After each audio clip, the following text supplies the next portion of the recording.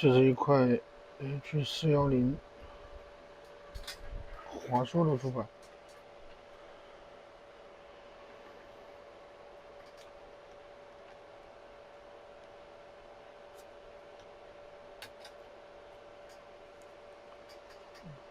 它的故障是不触发。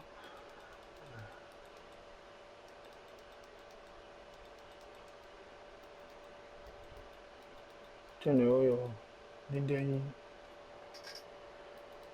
没反应。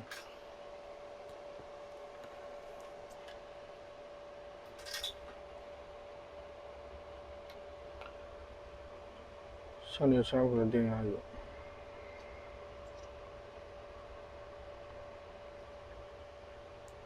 这里应该是调的1.05，它没有。就是一个51396的芯片，它这里缺少一个5伏，这个地方的5伏只有1.2。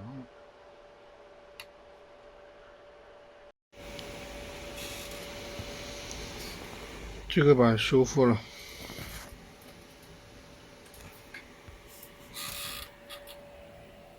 可以点亮。